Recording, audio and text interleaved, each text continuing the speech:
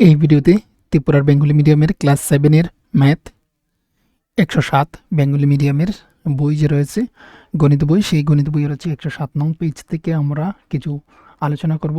যেখানে হচ্ছে তোমরা দেখতে পাচ্ছ আমরা এতটুকু পর্যন্ত আলোচনা করব। এই উদাহরণ যার রয়েছে সব কিছু, শুধু হচ্ছে 7.2 আমরা নিয়ে আলোচনা করব না, সেটা হচ্ছে অন্য একটা ভিডিওতে ফুল এক্সারসাইজ 7.2 নিয়ে আসব। কিন্তু 7.2 রয়েছে সেটা হচ্ছে পুরনো বইয়ের অনুসারে, সেটার অনুসরণ কত আমি জানি না। তো এই বইয়ের হচ্ছে 7.2 যেটা, সেটা আমরা করব। আর এখানে যেটা রয়েছে 7.1 যেটা রয়েছে সেটার ভিডিও কিন্তু রয়েছে, অলরেডি আমি আপলোড করে রেখেছি। তোমরা উপরে এখানে আই বাটন নিশ্চয়ই আসছে, দেখতে পাচ্ছ, সেখানে ক্লিক করলে তোমরা পেয়ে যাবে এই ভিডিওর এই যে এক্সারসাইজের অর্থাৎ 7.1 ভিডিও লিঙ্কটা তোমরা পেয়ে যাবে। তো আজকের যে আলোচনা এখানে আমি করতে যাচ্ছি সেটা হচ্ছে এখানের এই যে রয়েছে কোনো জিনিসের ক্রয় বিক্রয় সম্পর্কিত মূল্য, এখান থেকে আলোচনা করব। তো প্রথমেই দেখতে পাচ্ছ প্রতিদিন আমাদের নানা ধরনের জিনিসের প্রয়োজন হয়, আর সেই প্রয়োজন আমরা কিছু টাকার বিনিময়ে নিকটবর্তী দোকান থেকে ক্রয় করে মেটাতে পারি। তো আমাদের একটা চাহিদা প্রয়োজন হয় বা জিনিসের প্রয়োজন হয়, যেটা হচ্ছে আমরা টাকার বিনিময়ে আমাদের আশেপাশের দোকান থেকে সেই জিনিসগুলা টাকার সাহায্যে আমরা সেগুলোকে ক্রয় করি, আর আমাদের চাহিদা বা প্রয়োজনটা আমরা মিটিয়ে থাকি। তো এখানে একটা জিনিস দেওয়া রয়েছে, দেখো 500 টাকা হাতে খরিদ্দার, মানে যে ক্রয় করছেন বা যে কিনছেন তাকে খরিদ্দার বলা হয়। তো 500 টাকা তার হাতে, সে হচ্ছে কি খরিদ্দার। তিনি হচ্ছে দোকানদারকে 500 টাকাটা দিলেন, আর তার সাথে হচ্ছে বই হাতে খরিদ্দার, সে কি পেল? বই পেয়ে গেল। অর্থাৎ তার বই কেনার কথা ছিল, তো বই হাতে সে পেয়ে গেল। তাহলে 500 টাকা দোকানদারকে দিচ্ছে, দোকানদার তাকে 500 টাকা দামের বইগুলো তার হাতে দিচ্ছে। এই হচ্ছে ক্রয় বিক্রয় সম্পর্কিত একটা বিষয় বলা হলো। তাহলে উনি কি করছেন? দোকানদার হচ্ছে বিক্রি বিক্রি করছেন, আর খরিদ্দার কি ক্রয় করছে। এবারে হচ্ছে দেখো, এখানে আমি একটা কথা বলে রাখি, এখানে হচ্ছে আমরা ক্রয় মূল্য সম্পর্কে আমরা জানতে পারবো এক্ষুনি। ক্রয় মূল্য ও হচ্ছে বিক্রয় মূল্য, যে মূল্যের বিনিময়ে দোকানদার বা খরিদ্দার কোনো জিনিস ক্রয় করেন। দোকানদারও তো ক্রয় করে থাকেন, তিনি হচ্ছে অন্য ব্যবসায়ী বা অন্য যে বিক্রয় করে থাকে তার কাছ থেকে তিনি ক্রয় করে থাকেন। আর তারপর হচ্ছে আমরা খরিদ্দার যারা ক্রয় করে থাকি, আমরা যে কোনো জিনিস ক্রয় করি তাকে সেই জিনিসের ক্রয় মূল্য বলে। মানে যে কোনো জিনিস সেটা যদি আমরা মানে কিনে থাকি তাহলে সেটাকে হচ্ছে কি ক্রয় মূল্য বলা হয়। ক্রয় মূল্যটাকে ইংরেজিতে সিপি বলা হয়, কস্ট প্রাইস। সেটা আমি অনেক সময় হচ্ছে ফর্মুলাতে ইউজ করব, তোমরা বুঝে নিও। ক্রয় মূল্য মানে হচ্ছে কস্ট প্রাইস, যেটা কেনা হচ্ছে। আর এর নিচে হচ্ছে বিক্রয় মূল্য। বিক্রয় মূল্যকে আমরা শর্টে এসপি বলবো, সেলিং প্রাইস, মানে সেল করছে, সেল মানে বিক্রি করা। তো যে মূল্যে দোকানদার কোনো জিনিস বিক্রয় করে তাকে সেই জিনিসের বিক্রয় মূল্য বলে, তাকে সেই জিনিসের কি বলে? বিক্রয় মূল্য। বিক্রি করে থাকেন যে জিনিসটা, সেই জিনিসটা যে মূল্যে বিক্রি করা হয় সেটাকে বিক্রয় মূল্য বলা হয়। এতটুকু বোঝা গেল ক্রয় মূল্য আর বিক্রয় মূল্য, সেটাকে এসপি এবং সিপি বলবো। যেটা হচ্ছে আমরা কিনি, ধরে নাও তুমি একটা বই কিনলে তুমি 100 টাকা দিয়ে।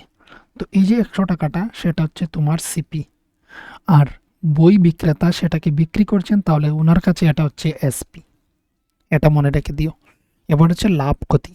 লাভ ক্ষতি কিভাবে হয় দেখো, এখানে খুব সুন্দরভাবে বোঝানো হয়েছে। কোনো জিনিসের ক্রয় মূল্যের সঙ্গে বিক্রয় মূল্যের ব্যবধান হলেই তাকে বলা হবে ক্রয় মূল্যের উপর লাভ বা ক্ষতি হয়েছে। এবার একটা জিনিস তুমি 10 টাকা দিয়ে কিনে 15 টাকায় বিক্রি করেছ, তার মানে অবশ্যই তোমার বিক্রয় মূল্য বেশি, মানে এসপি বেশি, আর সিপি হচ্ছে কম, কস্ট প্রাইস কম, আর সেলিং প্রাইস হচ্ছে বেশি, তার মানে 5 টাকা তোমার লাভ হয়েছে। আর যদি 15 টাকায় বিক্রি করে, সরি 15 টাকায় ক্রয় করে অর্থাৎ সিপি করে, এসপি আমাদের হয়ে যেত 10, তাহলে কি হচ্ছে 10 টাকা ক্ষতি হচ্ছে, তো এটা হচ্ছে লস। আর উপরে যেটা হয়েছে সেটা হচ্ছে প্রফিট প্রফিট হয়েছে এখানের মধ্যে 5 টাকা, আর এখানে হচ্ছে লস হয়েছে 5 টাকা। তো এটাই হচ্ছে প্রফিট এবং লস বা লাভ বা ক্ষতি। এবার হচ্ছে কিভাবে আমরা লাভের পরিমাণ বের করব। আমরা প্রথমে দেখব বিক্রয় মূল্য বেশি না ক্রয় মূল্য বেশি। যদি দেখি বিক্রয় মূল্যটা বেশি, তাহলে আমাদের এখানে লাভের পরিমাণ হবে তখন সময় বিক্রয় মূল্য মাইনাস আমরা ক্রয় মূল্য করব, যেটা আমি এখানে করেছিলাম 15 মাইনাস 10, যেহেতু এখানে হচ্ছে এসপি বেশি। আমি এটাকে মুছে নিয়ে আবার হচ্ছে তোমাদেরকে ভালোভাবে দেখিয়ে দিচ্ছি।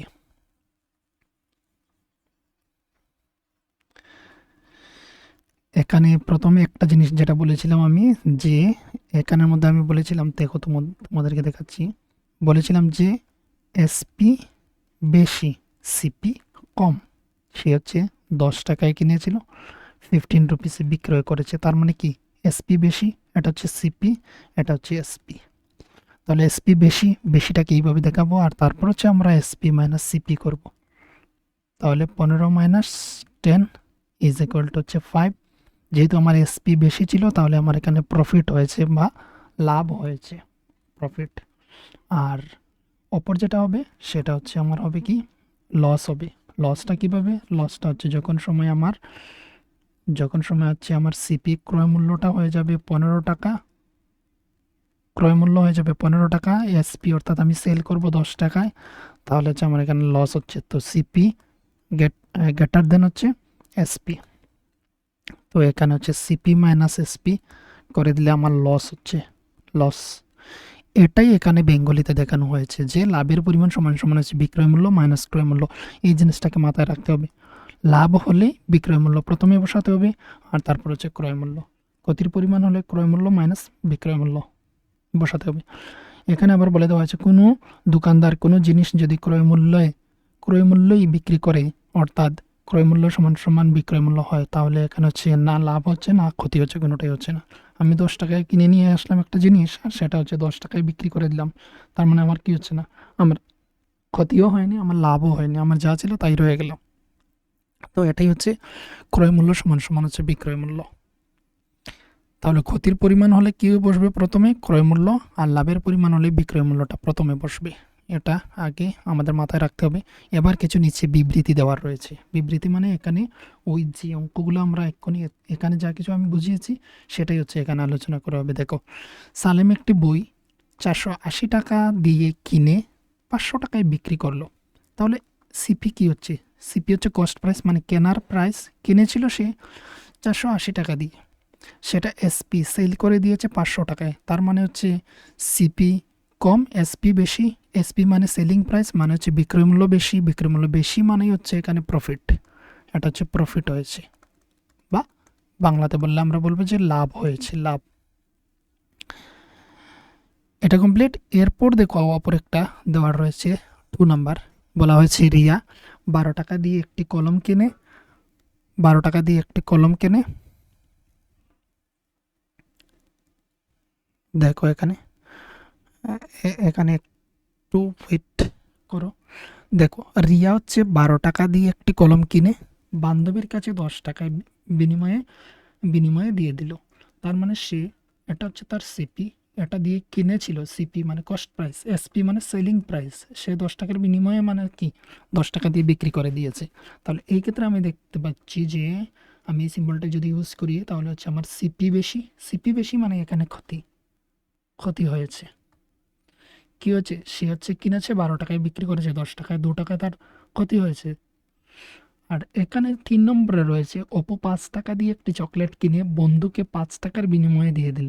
অর্থাৎ 5 টাকা দিয়ে কিনেছে, আবার 5 টাকা দিয়ে সে বিক্রি করে দিয়েছে। তার মানে CP is equal two SP, মানে হচ্ছে ক্রয় মূল্য সমান সমান বিক্রয় মূল্য। এখানে না লাভ হয়েছে না ক্ষতি হয়েছে, সবই হচ্ছে সেম সেম। তো দেখো, এখানে এই বিবৃতিগুলো আবার আলোচনা করা হয়েছে। এখানে আমি যা কিছু আলোচনা করেছি, এখানে ওরা ভালোভাবে আলোচনা করেছে। প্রথম বিবৃতিটিতে, অর্থাৎ রোমান 1-এর মধ্যে, বিক্রয় মূল্য ক্রয় মূল্যের চেয়ে বেশি, সালেমের লাভ হয়েছে তাহলে, এবং লাভের পরিমাণ সমান সমান হচ্ছে 20 টাকা বের করেছে। দ্বিতীয় বিবৃতির মধ্যে বলা হয়েছে বিক্রয় মূল্য ক্রয় মূল্যের চেয়ে কম, বিক্রয় মূল্যটা কম, ক্রয় মূল্যটা বেশি। তাহলে এখানে রিয়ার ক্ষতি হয়েছে, তাহলে এখানে 2 টাকা ক্ষতি হয়েছে। তৃতীয় বিবৃতিটির মধ্যে হচ্ছে চকলেটের ক্রয় মূল্য আর চকলেটের বিক্রয় মূল্য হচ্ছে সমান সমান রয়েছে, তাই ওপর লাভ বা ক্ষতি কিছুই হয়নি। এই হচ্ছে এখানের বিষয়। আমরা পরবর্তীতে এইগুলির উপরেই অঙ্ক করব, তাই এই বেসিকগুলো তোমাদের জানা খুবই প্রয়োজন। আর বিশেষ করে হচ্ছে এই চ্যাপ্টারটা খুবই ইম্পর্ট্যান্ট, আর এটা একটু অনেক স্টুডেন্টের কাছে কিন্তু জটিল হয়ে যায়।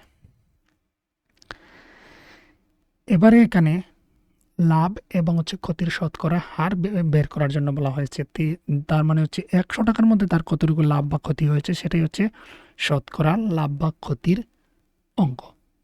যেমন এখানে বলা হয়েছে, দেখো মনে করো কোনো বই বিক্রেতা একটি বই 250 টাকায় কিনে 300 টাকায় বিক্রি করলো। 250 টাকায় কিনে 300 টাকায় বিক্রি করলো। অপর একজন কাপড় বিক্রেতা 450 টাকায় একটি কাপড় কিনে 500 টাকায় বিক্রি করলো। তাহলে এবার হচ্ছে কার লাভ বেশি হয়েছে। দেখো দেখো তোমরা আপাত দৃষ্টিতে বিয়োগের মাধ্যমে দেখবে দুজনেরই লাভের পরিমাণ সমান। কি বলা হয়েছে, যেমন সে কিনেছে কত, সে কিনেছে দেখো 250 টাকা দিয়ে কিনে 300 টাকায় বিক্রি করেছে, তার এখানে প্রফিট কত 50 টাকা। এখানে দ্বিতীয়জন দেখো এখানে হচ্ছে 450 টাকায় অর্থাৎ 450 টাকায় কিনে 500 টাকায় বিক্রি করলো, তার মানে এখানে হচ্ছে 50 টাকা প্রফিট। 50 টাকা প্রফিট। তো এখানে হচ্ছে তোমরা ইজিলি বলে ফেলছো, কিন্তু অনেক সময় হচ্ছে এই অঙ্কগুলোকে একটু জটিল করে দেবে, নাম্বারগুলো সেম সেম হবে না, কিন্তু দেখবে তারা কিন্তু অ্যাকচুয়ালি তাদের দুজনেরই পার্সেন্টেজ সেমই রয়েছে। আর টাকাটার অ্যামাউন্ট একটু বেশি, সে 450 টাকায় কিনেছে 500 টাকায় বিক্রি করেছে, 250 টাকায় কিনে 300 টাকায় বিক্রি করেছে, দুজনেরই প্রফিট 50-50। কিন্তু কিন্তু হচ্ছে অনেক সময় অঙ্কের মধ্যে সমস্যা ঘটে, যেমন এখানে বলা হয়েছে দেখো, কিন্তু বাস্তবে তা ঘটেনি, বাস্তবে এটা ঘটেনি। এই সমস্যার সমাধানের জন্য আমাদের প্রয়োজন শতকরা লাভ ক্ষতির পরিমাণ। শতকরা লাভ ক্ষতির পরিমাণ বের করতে হয়, বাস্তবে কিন্তু সেটা ঘটেনি। কি ঘটেছে এবার আমরা এখানে দেখতে পারবো। দেখো প্রথম ব্যবসায়ী, এখানে একটু অন্যভাবে করা হয়েছে। আমরা হচ্ছে একটা শর্টে আমরা বের করতে পারবো, আমি যেটা তোমাদেরকে পরবর্তীতে বলছি। দেখো 250 টাকায় লাভ করে 250 টাকার মধ্যে কত টাকা লাভ করেছে 50 টাকা। 1 টাকায় তাহলে লাভ কত হয়েছে, ওই 250টা দিয়ে ভাগ করে দিলে 50 টাকাকে আমরা 1 টাকায় কত লাভ হয়েছে সেটা আমরা বের করতে পারি। তো সেটাকে এইভাবে ভগ্নাংশেই রেখে দেবো। এবার হচ্ছে 100 টাকার মধ্যে কত লাভ হয়েছে, 100 টাকায় লাভ হয়েছে মানে 100 টাকা দিয়ে গুণ দিতে হবে। আবার ওই ফ্র্যাকশনটাকে দুটোকেই 100 দ্বারা গুণ দেওয়া হয়েছে, উপরে দেওয়া হয়েছে। তার অর্থ এই নয়, তার অর্থ এটাও দাঁড়ায় যে এখানে 250 রয়েছে, তো ইন্টু এখানে হচ্ছে 100 দ্বারা গুণ। কেন, 1 টাকায় আমরা হিসাব পেয়ে গেছি, এবার আমরা 1000, এবার আমরা হচ্ছে 5 টাকায় লাভ যা কিছুই করব, ওই 1 টাকার সঙ্গে আমরা 1 টাকার যেটা রেজাল্ট বেরিয়েছে তার সঙ্গে যত ইন্টু দেব তার সেটা হিসাব বেরিয়ে আসবে। তো 100 দ্বারা এখানে এখানে ডিভাইড করা হয়েছে, 0 0 ক্যান্সেল ধরে নাও, ক্যান্সেল। তারপর হচ্ছে 5 5 এ 25, আর এখানে হচ্ছে 5 দুগুণে 10, দুটি সংখ্যাকে 5 5 দিয়ে ভাগ করেছে। এবার 5 10 হচ্ছে 50, এবার হচ্ছে ওই 10 আর 2 দ্বারা গুণ হয়েছে, হচ্ছে 10 দুগুণে 20, তো 20 টাকা বেরিয়ে এসেছে এখানে। প্রথম ব্যবসায়ীর লাভের হার কতটুকু শতকরা, মানে 20 টাকা। 100 টাকার মধ্যে ওর লাভ হয়েছে 20 টাকা, মানে 20% বলতে পারো। দ্বিতীয়টা হচ্ছে দেখো 450 টাকায় লাভ করে কত 50 টাকা। 450 টাকায় লাভ করেছে 50 টাকা, 1 টাকায় কতটুকু লাভ করেছে এই হচ্ছে লেখা হলো। এবার হচ্ছে 100 টাকায় লাভ বের করা হয়েছে, 100 দিয়ে সেই ভগ্নাংশটাকে গুণ। এখানে কেটে দেওয়ার বিষয়টাও কিন্তু তোমাদেরকে দেখানো হয়েছে খুবই ভালোভাবে। এটা হচ্ছে কি, আমরা এইভাবে না করে আমরা কি করতে পারি, দেখো আমি তোমাদেরকে একটা সিম্পলভাবে দেখিয়ে দিচ্ছি কীভাবে ডিভাইড করতে হয়। এখানে হচ্ছে 50 ইন্টু 100টা আমরা এখানে সাথে লিখতে পারি বা এখানে উপরেও লিখতে পারি, কিছু নয় সমস্যা। এখানে হচ্ছে 450, এই জিরো ক্যান্সেল করতে পারি, মানে 10 দিয়ে দুটোকে ভাগ করছে কিন্তু অ্যাকচুয়ালি। আর তোমরা এইভাবে 0 0 লাস্টের 0 0 কেটে দিতে পারো। এখানে হচ্ছে 5 একে 5, আর এখানে হচ্ছে 5 নং 45, 5টা 9 হচ্ছে 45 হয়ে গেল। উপরে হচ্ছে 100, এই 1টাকে 100 সঙ্গে গুণ করে দিলে 100 একে 100ই হয়, তাই এর জন্য সেটা আর এখানে ক্যালকুলেট করার প্রয়োজন নেই। 9 দ্বারা 100কে ভাগ করে দিলে আমরা এই ফ্র্যাকশনটা পেয়ে যাই। কীভাবে পাই সেটা আমি তোমাদেরকে এখানে দেখিয়ে দিচ্ছি, যেহেতু এখানে এগুলি নিয়ে আলোচনা করছি তোমাদেরকে দেখিয়ে দিই। অনেকে হচ্ছে সেটা পারো, যারা পারো ভিডিওটাকে তো কেটে দিয়ে তোমরা একটু সামনে চলে যাবে, আর যারা পারো না তোমরা একটু দেখে নাও। দেখো 9 একে হচ্ছে 9, আমরা 10-এর মধ্যে করেছি, বা আমরা 11 দিয়ে করতে পারি। 9 11 99, 100 হইল না, মাইনাস করে দিলাম 1, নেমে গেল। এই যে এটাকে আর পয়েন্টে নেওয়ার কোনো প্রয়োজন নেই, পয়েন্টে নেওয়ার প্রয়োজন নেই, আমরা এইভাবে রেখে দেবো। ওই নিচের একটা অর্থাৎ ভাগশেষটা উপরে বসবে, যাকে দিয়ে ভাগ করছি সেটা তো নিচে থাকবেই, এখানে যেমন নিচে রয়েছে বা এখানে যেমন নিচে রয়েছে, ঠিক একইভাবে 11টা হচ্ছে ভাগফল যেটা, সেটা হচ্ছে আমার এই এখানে সামনে চলে আসবে। তাহলে বিষয়টা হচ্ছে 11 1/9 টাকা। তাহলে দেখো ওইখানে কত ছিল, 20 টাকা সে তার শতকরা হিসাব, আর সে 100টার মধ্যে 11 ইন্টু 1/9 টাকা সে লাভ হচ্ছে 100-র মধ্যে। ওটা হচ্ছে পার্সেন্টেজের হিসাব, পার্সেন্টেজে করা হয়েছে।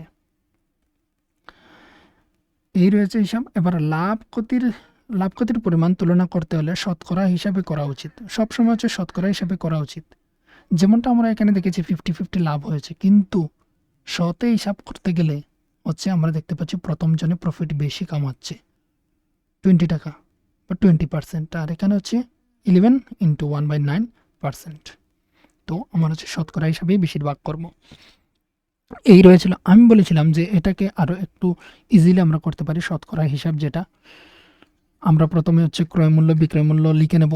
দাঁড়াও তোমাদেরকে একটু এখানে দেখিয়ে দিচ্ছি, একটা ইজিলি এত কিছু এইগুলো নাও করতে পারো তোমরা, না করে তোমরা প্রথমে লিখবে ক্রয় মূল্য লিখবে। প্রথমে হচ্ছে ক্রয়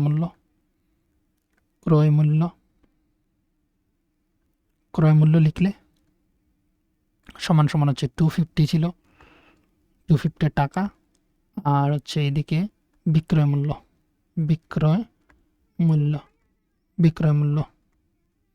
সমান সমান হচ্ছে আমরা লিখে দিলাম বিক্রয় মূল্য। এখানে ক্রয় মূল্য আমি এখানে লিখে নিই ক্রয় মূল্য, আর এখানে হচ্ছে বিক্রয় মূল্য সমান সমান আমি বিক্রয় মূল্য হচ্ছে 300 টাকা। তো এখানে কি করব, দেখো এখানে হচ্ছে লাভের পরিমাণটা বার করতে হবে। লাভের পরিমাণ সমান সমান হচ্ছে কত, 300 মাইনাস 250 টাকাটা জায়গা হচ্ছে না, তোমরা লিখে নিও, শেষের টাকাটা লিখে নিও। এখানে হচ্ছে 50 টাকা। তো এখানে হচ্ছে এসপি মাইনাস সিপি কি, বিক্রয় মূল্য, এটা হচ্ছে এসপি আর উপরেরটা হচ্ছে সিপি। তো এসপি মাইনাস এসপি হচ্ছে এখানে 300 আর সিপি হচ্ছে ক্রয় মূল্য 250 টাকা। এবার হচ্ছে ওই জায়গাটাকে কিভাবে লিখবে যে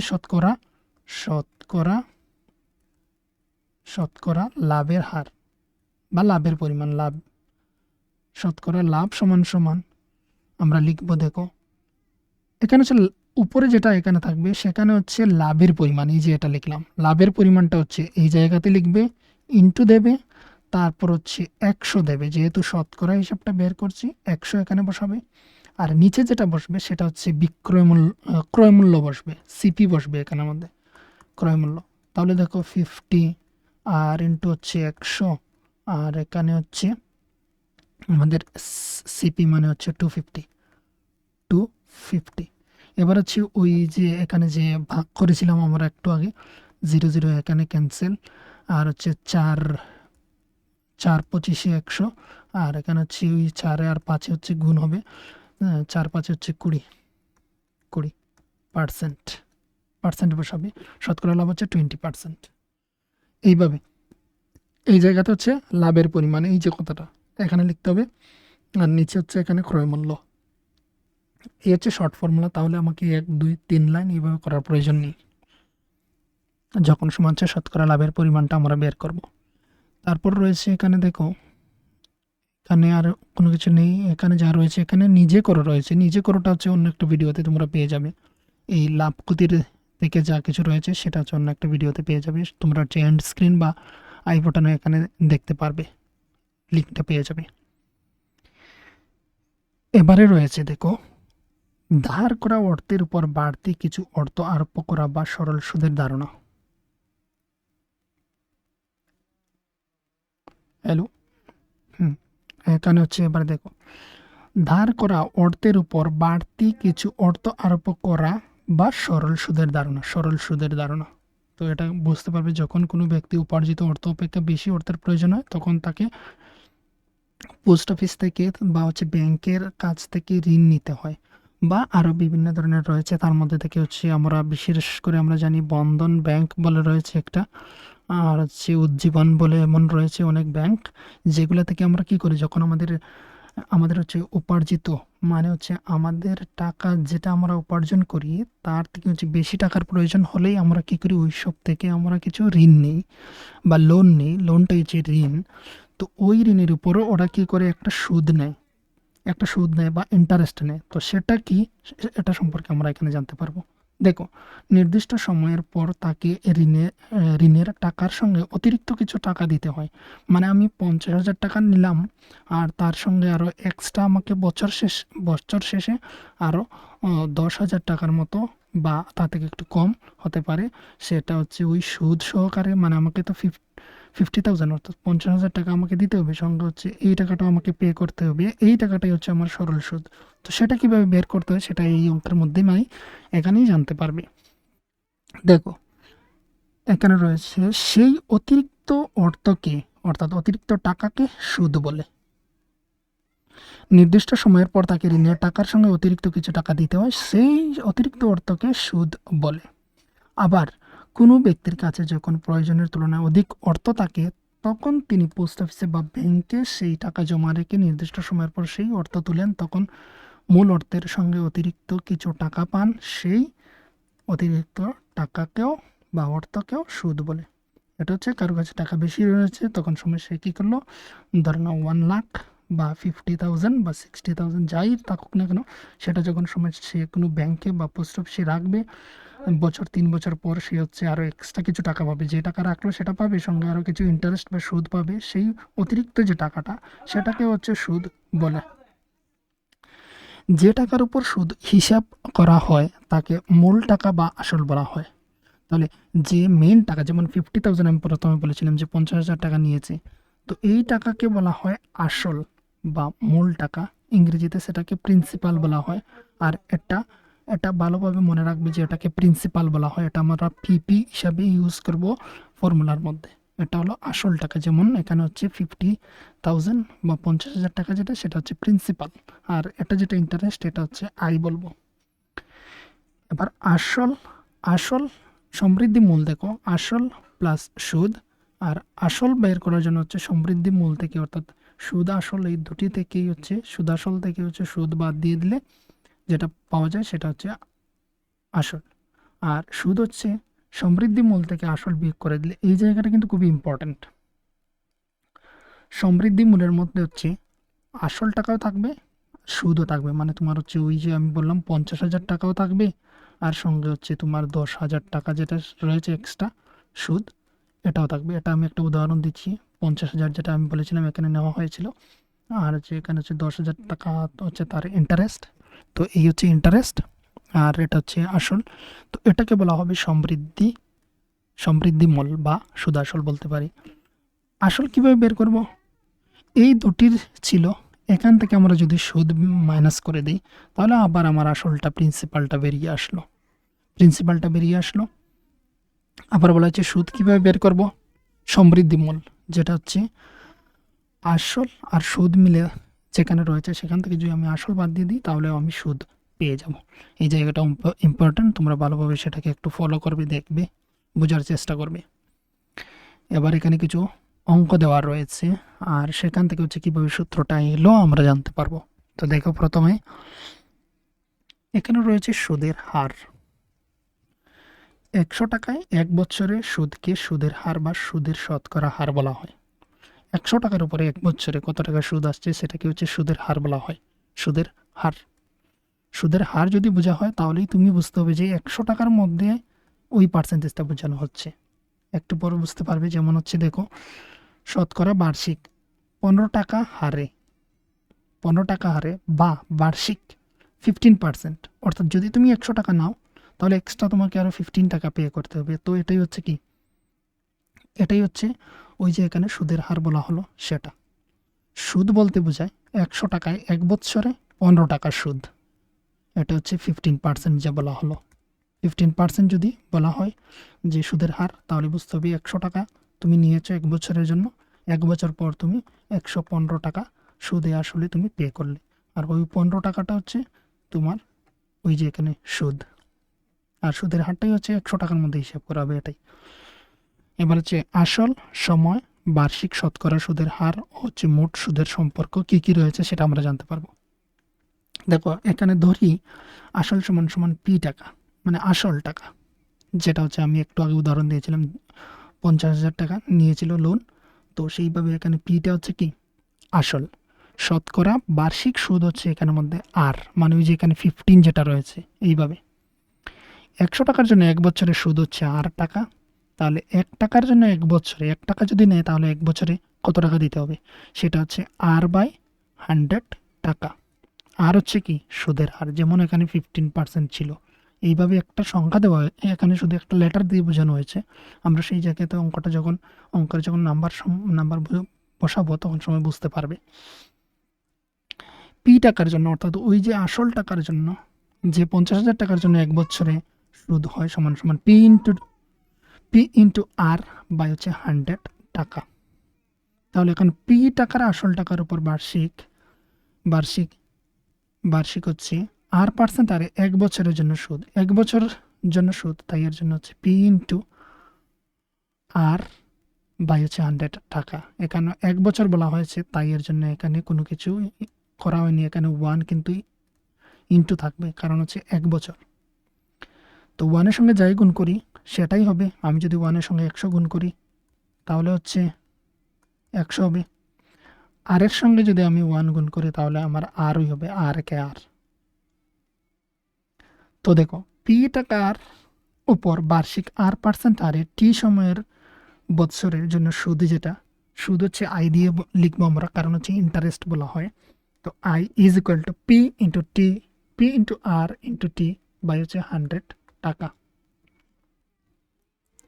তো এটা হচ্ছে আমার ফর্মুলা, নর্মাল বা সরল সুদ বের করার ফর্মুলা হচ্ছে P into R into T by হচ্ছে 100, আর এখানে আমরা লিখবো টাকা, তখন সময় হচ্ছে সিম্পল ইন্টারেস্ট বেরিয়ে আসবে। আর সমৃদ্ধি মূল হচ্ছে A is equal to amount is equal to হচ্ছে পি প্লাস আই, মানে হচ্ছে সমৃদ্ধি মূল আমরা একটু আগে দেখেছিলাম, পি মানে আসল আর সঙ্গে হচ্ছে সুদ, মিলে হচ্ছে এ হয়, সমৃদ্ধি মূল হবে। তো এই হচ্ছে এখানে আমাদের ফর্মুলাটা, আমরা হচ্ছে এটাকে ফলো করব, দেখব, এটাকে মুখস্থ করার চেষ্টা করব, আর হচ্ছে এইগুলো নিজে করো, পরবর্তী একটা ভিডিওতে আমি দিয়ে দেব। এবার হচ্ছে এখান থেকে কিছু উদাহরণ দেখব আমরা। উদাহরণের মধ্যে হচ্ছে উদাহরণ নাম্বার 8, এইটা বলা হয়েছে একজন বই বিক্রেতা একটি বই, এগুলো কিন্তু ইম্পর্ট্যান্ট রয়েছে উদাহরণ যেগুলো। একজন বই বিক্রেতা একটি বই 181 টাকায়, দেখো এখানে কিন্তু এখানে 81 বলা হয়েছে, কিন্তু শেষে এখানে যখন ভাগ দেওয়া হয়েছে 80 করা হয়েছে। তো 81 করলে একটু সমস্যা হচ্ছে, আমরা এখানে এটাকে 80 ধরে করব, এখানে হচ্ছে এটা 80, এখানে হচ্ছে এটা 80 হিসাবে আমরা করব। দেখো 180 টাকায় কিনে হচ্ছে 226 টাকায় বিক্রি করলে দোকানদারের শতকরা কত লাভ বা ক্ষতি হয় তা নির্ণয় করো। তো ফার্স্টে যেটা হচ্ছে বইটির ক্রয় মূল্য এইভাবে লিখতে হবে, বইটির বিক্রয় মূল্য লিখতে হবে।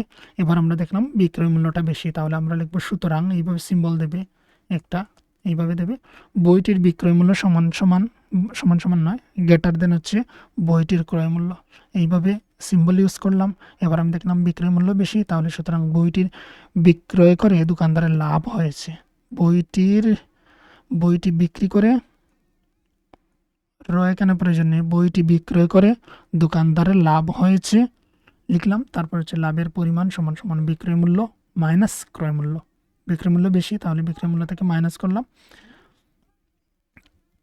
এইদিকে দেখো অঙ্কটাকে মানে এমনভাবে করা হয়েছে, এখানে আবার 45 লিখেছে, এখানে 46 হবে, এখানে 46 হবে। আমরা যদি করি অঙ্কটা হবে কিনা জানি না, এখানে ক্যালকুলেট করা হয়েছে কিনা ওদের, যেহেতু এখানে দুই জায়গার মধ্যে 2 রকমের নাম্বার পেলাম আমি। বিক্রয় মূল্য বেশি, সেখান থেকে ক্রয় মূল্য করে এখানে হচ্ছে লাভের পরিমাণ বের করা হয়েছে। দেখো এখানে ফর্মুলা লেখা হয়েছে, কিন্তু শতকরা লাভ আমি যেটা আগে দেখিয়েছিলাম, সুতরাং দিয়েছে এখানে হচ্ছে লাভের পরিমাণ ইন্টু হচ্ছে 100 আর বাই হচ্ছে 180, এখানে হচ্ছে টাকা, লাভের পরিমাণ ক্রয় মূল্য, আর এখানে হচ্ছে 25 টাকা, তাহলে ওই ডিভাইডটাকে একটু দেখে নিচ্ছি আমি। 45 লিখেছে এখানে, ইন্টু হচ্ছে 100, আর এখানে হচ্ছে 180।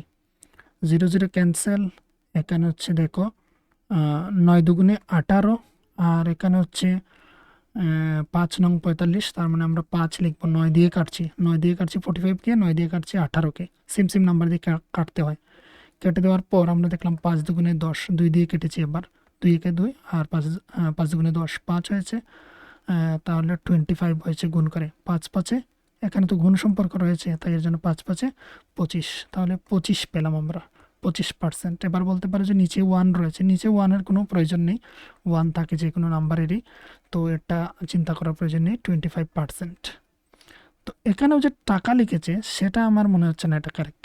এখানে পার্সেন্টেজ আমরা বসাবো, এখানে আমরা পার্সেন্টেজ সিম্বলটা বসাবো। টাকা কিন্তু উপর নিচে ক্যান্সেল হয়ে গেছে। তোমাদের যদি আরও একটু ডিটেলসে আমি বলি, দেখো আমি এর আগেও দেখেছি যেখানে টাকা লেখা রয়েছে। দেখো 45-এর সঙ্গে কি রয়েছে, 45-এর সঙ্গে টাকা রয়েছে আমার 180, 180-র সঙ্গে কি রয়েছে, টাকা রয়েছে। আর এখানে হচ্ছে 100, এখানে 100 কিসের জন্য, এখানে 100 ইন্টু হচ্ছে নিচেও একটা 100 দেওয়া হয়েছে গুণ, যেহেতু শতকরা বলা হয়েছে তাহলে উপর নিচে 100 রয়েছে। তো এই নিচের 100-এর জন্য আমরা 100 সিম্বলটাকে ইউজ করি। এই সিম্বলটার মানে হচ্ছে নিচে এখানে 100 গুণে রয়েছে। টাকা দেখো ক্যান্সেল, 0 0 ক্যান্সেল, আর এখানে হচ্ছে 9 দুগুণে 18, এখানে হচ্ছে 5 নং 45, আর হচ্ছে 5 দুগুণে 10, তাহলে 5 5-এ 25, 25, সরি 25%, 25%, এইভাবে হয়। এটা বোঝা গেল। আচ্ছা, তাহলে এখানে মাইনাস করার জন্য এখানে হচ্ছে এটা যেটা বললাম আমি, এই গুণটাকে করা হয়েছে, কিন্তু এখানে মাইনাস করার পর আবার 46 আসবে, এখানে কাটাকুটার জন্য কিন্তু প্রবলেম হবে। এখানে হচ্ছে 5 হবে, এখানে 225 আমাকে লিখতে হবে। 5, 2 to 5, 2 to 5, তাহলে 25 বলো। তাহলে এইভাবে করব আমরা অঙ্কগুলোকে। আমরা এর আগে যেভাবে দেখেছি 1 টাকায় লাভ, 250 টাকায় 125-এ কত লাভ, এইভাবে না করে আমরা হচ্ছে এইভাবে ডাইরেক্ট করবো। এই অঙ্কগুলো ঠিক রয়েছে, এটা হচ্ছে একটা ইম্পর্টেন্ট রয়েছে, তোমরা প্র্যাকটিস করতে পারো যেহেতু করে দেওয়া রয়েছে অলরেডি। গ্রামীণ ব্যাংক 3500, ওটা 3500 টাকার উপর 7% হারে সুদ দেয়। মানে তুমি যদি 3500 টাকা তুমি রাখো, তাহলে সেটা হচ্ছে 1 বছরে 100 টাকার মধ্যে তোমাকে 60 টাকা দিচ্ছে। এবার ওই টাকার উপর হিসেবটা বের করতে হবে। ব্যাংক 2 বছর শেষে মোট কত সুদ দেবে। এবার এখানে বছর বাড়িয়ে দেওয়া হয়েছে, বছরের মানে 2 দেওয়া রয়েছে। তাহলে এখানে দেখো এত সবগুলো করার আমার এখানে প্রয়োজন নেই, এইগুলো আমার করার প্রয়োজন নেই। এটা হচ্ছে লং প্রসেস একটা, যাদের ভালো লাগে তোমরা করতে পারো। আমি যেটা প্রেফার করব সেটা হচ্ছে আমরা এটা করব, এই জায়গাটা এইভাবে আমরা ফর্মুলার মাধ্যমে করব। তাহলে আমাদের হচ্ছে লেখার জন্য কিছু কম লিখতে হবে। তাহলে তোমাকে কিন্তু আর একটা কাজ করতে হবে, যেটা হচ্ছে এখানে আসল সমান সমান লিখতে হবে। এখানে এখানে এইগুলো লেখার প্রয়োজন নেই যদি তুমি এটাকে চুজ করো। তাহলে এখানে আসল সমান সমান হচ্ছে, আসল সমান সমান এখানে আমরা পি লিখতে পারি। তাহলে ফর্মুলাতে আমরা বেঁচে যাব পি মানে প্রিন্সিপাল। তো 3500 টাকা, টাকা লিখলাম। এবার হচ্ছে সুদের হার, সুদের হারটাকে এখানে লিখবো, সুদের হার, সুদের হার আর ইজ ইকুয়াল টু হচ্ছে 7%। আর সময় সমান সমান হচ্ছে, সময় টি সমান সমান হচ্ছে 2 ইয়ার, 2 ইয়ার, বা এখানে 2 বছর লিখতে পারি, 2 বছর, 2 বছর। বাস এতটুকু লেখার পর যে ফর্মুলাটা আমরা পেয়েছিলাম, সুদ সমান সমান, সুদ আই সমান সমান আমরা এখানে লিখে দেব P into R into T by হচ্ছে 100, এখানে হচ্ছে টাকা, ইজ ইকুয়াল টু পি কত, পি কত বলে হচ্ছে ওই জায়গাটা বসিয়ে দেব, এই যে এখানে যে বসানো হয়েছে। বুঝতে পেরেছো? তাহলে আমাকে এইগুলা করতে হবে না, আমি এইগুলো আমার কাছে বেস্ট মনে হয়, এইগুলা করে নিতে পারো। আর এখানে হচ্ছে 100 টাকায় 60 টাকা লাভ, 1 টাকার জন্য লাভ, এত টাকায় লাভ, সেম একই কথা কিন্তু। তাহলে 2 বছরের জন্য, 1 বছরের জন্য সুদ দেয় এত টাকা, তাহলে 2 বছরের জন্য দেয় সুদ, ওটার সঙ্গে ওটাকে ইন্টু করে দিলাম। এটাও ইজি ঠিকই রয়েছে, কিন্তু এটা আমার কাছে বেস্ট মনে হচ্ছে, তো এটাকে আমি দেখিয়ে দিচ্ছি।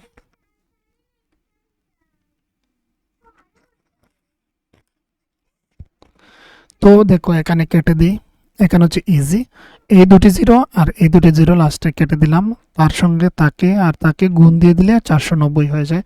তো এখানে আনসার 490 হয়ে গেল। তো ওই যে 3000, 3500 টাকা যে রয়েছে, 3500 টাকা 100 টাকাতে, 100 টাকাতে যদি 1 বছরে 60 টাকা এক্সট্রা দিতে হয়, তাহলে ওই টাকায় অর্থাৎ 3500 টাকায় ব্যাংক তাকে নেক্সট 2 বছর পর 300 3500 টাকা তো দেবে, সঙ্গে হচ্ছে আরও 490 টাকা সুদ দেবে। তো এটা হচ্ছে তার সুদ আসল। আমাকে সুদ বলা হয়েছে বের করার জন্য, বা আমাদেরকে তাই এর জন্য আমরা শুধুমাত্র সুদটা এখানে বের করে দিলাম। এখানে শুধুমাত্র আমাদের বলা হয়েছিল মোট কত সুদ দেবে, তাহলে সুদ দেবে সমান সমান 490 টাকা, 490 টাকা। এবার হচ্ছে উদাহরণ নাম্বার 10। জ্যাকসন ব্যাংকে থেকে 3.5% হারে 70,000 টাকা ধার নেয়। সে সেটা লোন নিয়েছে, আর সেটা হচ্ছে 100 টাকাতে তাকে 1 বছরে 3.5% করে দিতে হবে। সেখানে হচ্ছে 100 টাকা সে যদি ব্যাংক থেকে নিত, তাহলে 1 বছরে সে হচ্ছে 100 টাকা তো দিত, সঙ্গে হচ্ছে আরও 3 টাকা 50 পয়সা তাকে দিতে হতো। 100 টাকার মধ্যে বলছি, এবার যেহেতু 70,000 টাকা নিয়েছে, তাহলে তার হিসাবটা একটু অন্যরকম। আর এখানে টাইম সমান সমান হচ্ছে 2 বছর। তো দেখো, তোমরা তোমাদের খাতার মধ্যে আসল সমান সমান লিখবে 70,000 টাকা, সুদের হার সমান সমান লিখবে 3.5%, সময় সমান সমান লিখবে 2 বছর, আর সুদ সমান সমান লাস্ট হচ্ছে এই ফর্মুলাটা লিখবে P/R/T, আর তারপর হচ্ছে এই জায়গাটা হবে, এই যে জায়গাটা দেখতে পাচ্ছ এটা হবে। এগুলাকে লিখতে হবে তোমাকে, এখানে একটু লম্বা লাইনে দেওয়া রয়েছে, এইভাবে লিখে দিলে আমার মনে হচ্ছে বেস্ট হয়। তো এইভাবে দিতে পারো। তারপর হচ্ছে কি, তারপর হচ্ছে এখানে বলা হয়েছে 2 বছর পর জ্যাকসন ব্যাংকে কত টাকা ফেরত দিতে হবে। ব্যাংকে কত টাকা ফেরত দিতে হবে, তার মানে সে আসল তো প্রিন্সিপাল দিচ্ছে, সঙ্গে হচ্ছে ইন্টারেস্টও তাকে এক্সট্রা দিতে হবে। তো এই দুটিকে একসাথে মিলে হচ্ছে অ্যামাউন্ট বলা হয়, বা হচ্ছে তাকে সুদাসল বলা হয়, বা সমৃদ্ধি মূল বলা হয়। তো এটা, তো দেখো, প্রথমে হচ্ছে সিম্পল ইন্টারেস্ট বের করে নিয়েছে, সুদ, মোট সুদ দিতে হবে কত সেটা বের করেছে, P/R/T বসিয়েছে এখানে। এখানে হচ্ছে প্রিন্সিপাল, সুদের হার, বছর 2 বছর, 100 দ্বারা সেখানে ভাগ করা হয়েছে, এখানে হচ্ছে টাকা। তো এইগুলা দিয়ে এখানে হচ্ছে কি, এখানে ভাগ করা হয়েছে। এখানে 100 যেটা আসে সেটা হচ্ছে ওই যে পার্সেন্টেজ সিম্বল যে এখানে তার সঙ্গে রয়েছে, পার্সেন্টেজ মানে হচ্ছে তার নিচে এখানে 100 রয়েছে, 100-এর মধ্যে হিসাব করা আছে, তাই এর জন্য এখানে নিচে 100টা এক্সট্রা এলো আর কি। আর এখানে দুটি জিরোর সঙ্গে এখানে দুটি জিরো কেটে দাও, তাহলে নিচে কোনো কিছু নেই, এইগুলাকে পরপর গুণ দিয়ে দাও। এগুলাকে গুণ দিয়ে দিলে আমাদের হচ্ছে এই চলে আসলো। দেখো 3.5 × 2 যদি করি, 3.5 আর 3.5কে যদি আমরা যোগ করি, বা হচ্ছে যদি আমরা 2 দ্বারা গুণ করি, তাহলে হচ্ছে 7 হয়। তো এখানে 7 হয়েছে, আর এখানে হচ্ছে 700। তো এটাকে গুণ করে 7 সাথে 49, আর সঙ্গে দুটি জিরো রয়েছে, দুটি জিরো বসে গেল। তো 2 বছর পর ব্যাংকে মোট ফেরত দিতে হবে এখানে 70,000, আর সঙ্গে হচ্ছে এই তার সুদটা। তো আসল আর সুদ দুটাকে মিলে এই হচ্ছে তার টাকা, 74,900 টাকা তাকে ফেরত দিতে হবে ব্যাংকে। তো তোমাদের পরীক্ষার এবার এইগুলা তোমরা বসিয়ে দিও না, এগুলো বসানোর প্রয়োজন নেই, তোমাদের বোঝানোর জন্য বসাইয়া দিয়েছে ওরা। তো এইভাবে করে দিয়ে দেবে। অঙ্কটা কিন্তু ইম্পর্ট্যান্ট রয়েছে, এই অঙ্কটা তোমাদের পরীক্ষার জন্য। তারপর হচ্ছে আমি এই যে রয়েছে 7.2, প্রথমেই বলেছিলাম 7.2 আমি পরবর্তী একটা ভিডিওতে, এক ভিডিওতে এই সবগুলো অঙ্ককে নিয়ে আসবো। আর এখানে কিছু তোমাদের ফর্মুলা দেওয়া রয়েছে, এইগুলাকে তোমরা দেখে নিতে পারো। আগে ওই শতকরা ত্রুটির উপর কিছু অঙ্ক ছিল, বর্তমানে মনে হচ্ছে নেই তোমাদের। তো যা যা রয়েছে এখান থেকে এইগুলো তোমরা দেখতে পারো, এটা তোমরা দেখবে, এটা তোমরা দেখবে, এই ফর্মুলাগুলিকে একটু দেখবে, বাস এতটুকুই রয়েছে। আর এই অঙ্কগুলোকে তোমরা এন্ড স্ক্রিনে তোমরা দেখতে পারবে বা আই বাটনেও চেক করতে পারো।